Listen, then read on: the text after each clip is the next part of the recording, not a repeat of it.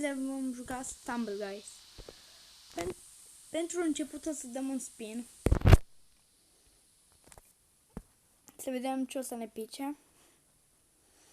Eu o să ne pice niște gemuri, că am nevoie foarte mult de gemuri. De skin nu prea mai am nevoie. Exact ce am zis, ne-a picat niște gemuri. Ne vom juca la noul turnament. Mai precis turnamentul cu Legendary Block Dash. Fiindcă, de ce nu? Chiar dacă e cu emote și așa, nu contează, ne vom juca. Că de ce nu? Când ne putem juca.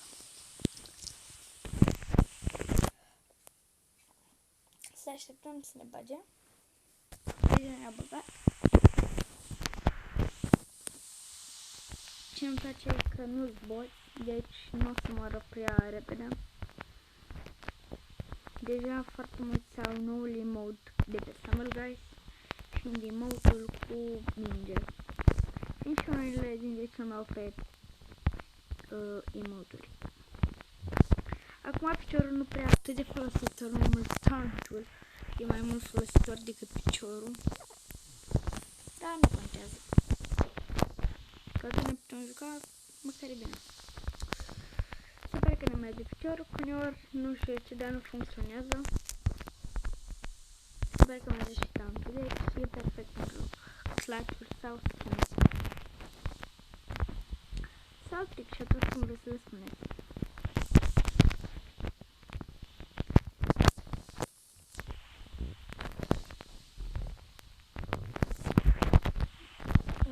Nu știu ce, dar acum cred că o să vină mai mult țepi. Ce-am zis?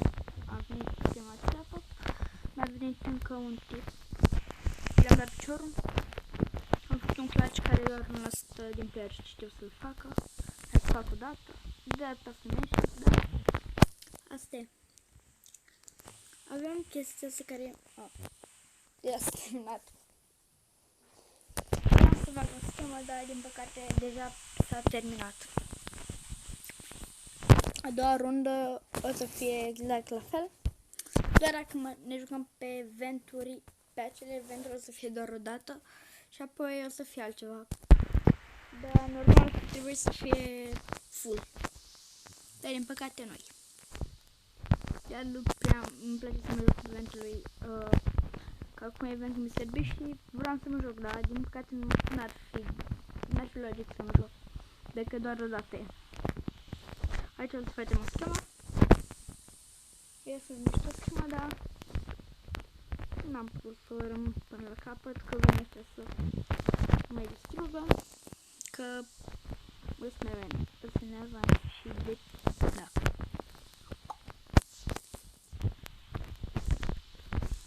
Așa, venim peste blocuri, sărim, spargem, dacă reușim să spargem, am reușit să spargem.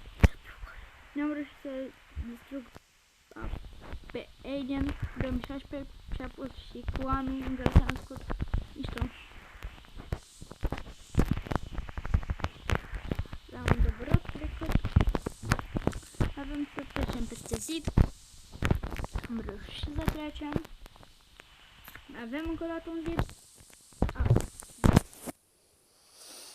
De ce mă rat de repede? Sper să nu fie finala așa de repede, să moară ăștia, că nu mi-ar fi plăcut. Deci, mereu din greșeală la final sunt mai mult o competiție față de primele două meciuri, că primele două meciuri toate mai multe pe bătaie. De-a să nu prea e. Că nu e nici atât de mult lag. Am înțeleg că credeam că are picior sau ceva de genul. Să sărim aici. Aici. Care măcar. Mergem aici. Așa. Am dat emote-ul. Suntem aici. Ne-am reușit să sar, dar asta e. Îmi fac acolo blocurile. Un bloc mai precis. Aici dau taunt-ul, fac schema. Am făcut schema și de tuturor voi da taunt. A murit unul demo până acum. Asta e tauntul. Puterea tauntului merge taunt. Aruncă în aer. E perfect. Vom sări. Așa. Mai sărim o dată. Perfect. Avem parcă aici o chestie, nu știu. Sărim aici, apoi sărim aici. Nu.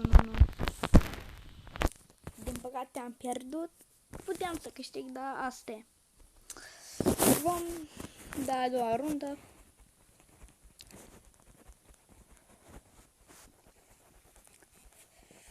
Mai aveam puțin și l-am chestia 7, dar n-am reușit.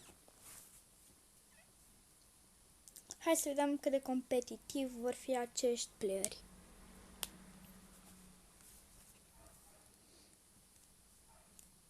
Dacă vreți, putem face un episod special pentru ca să vă învăț cum să faceți niște trick shot-uri speciale pe Block Dash.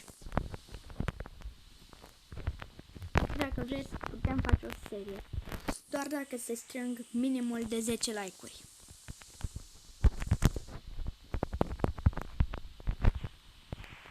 Așa, ce îmi place că la început am lag, dar asta cred că e din vina Stumbleguys-ului.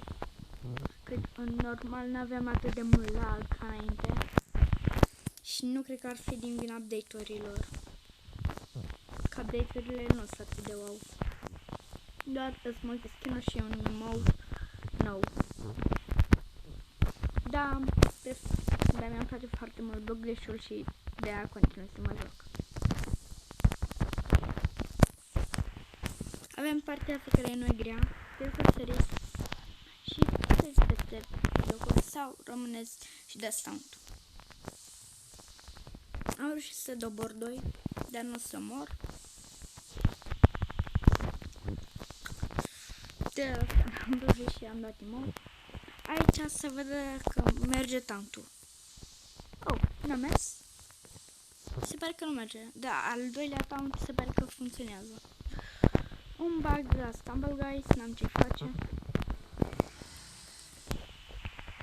Și nu-i corect. Că m-am împins și practic tot m-am calificat în a doua rundă. Foarte mișto.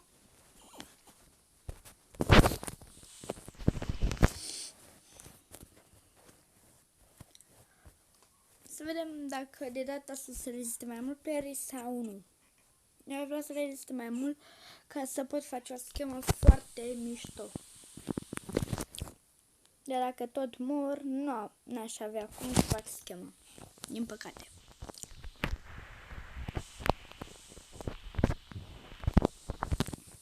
Așa. Am reușit să dobor pe una. Nu dacă să lăsă băiat, deci unde am zis una care sunt de fată.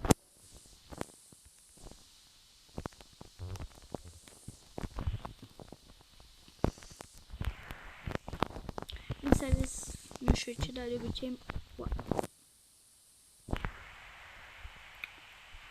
merg la body block. Foarte mișto! Dacă nu emote, dai body block. Partea nu mi-a plăcut că mi-a dat body block. Să vedem, m-am luat 29 de gemuri, foarte bine. Că atunci mai aveam gemuri ca să intrăm la turnament. Dacă vreți, putem face o serie specială cu Stumbleguys, dacă se strâng, cum v-am zis, minim 10 like-uri. Asta e doar cu susținerea voastră.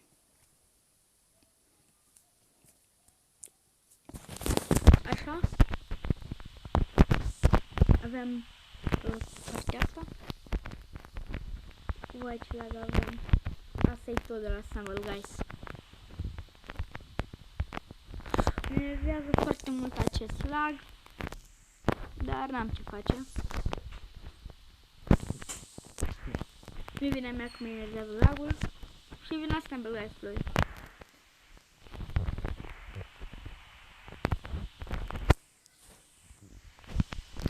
Să vedem dacă putem trece de prima rundă.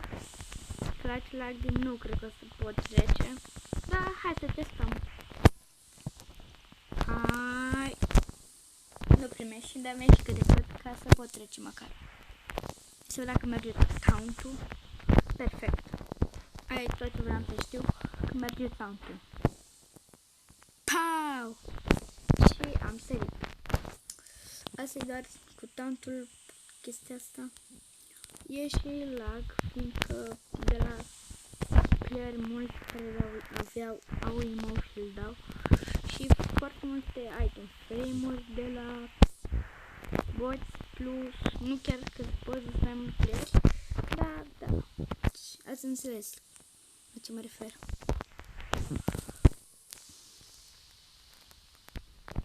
M-am calificat ce vroiam. Aici chestia cea mai bună că m-am calificat când puteam să nu mă calific. Ăsta cred că e ultimul match.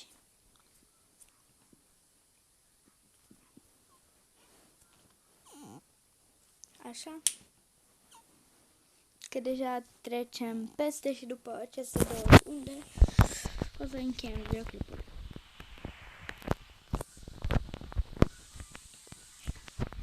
Așa. Perfect. De asta, din păcate, avem mai mult lag. Vom încerca să nu avem lag.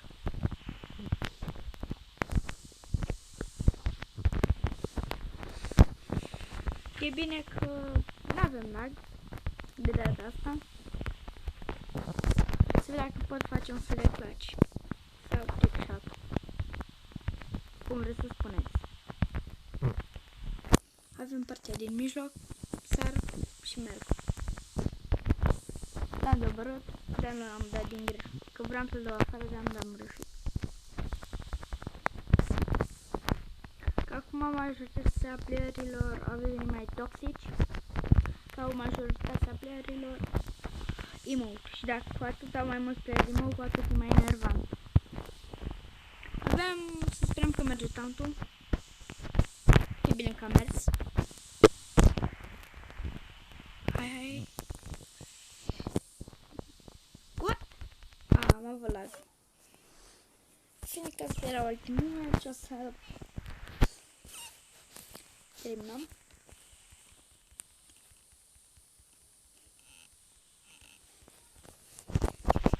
Să vedem pe claim.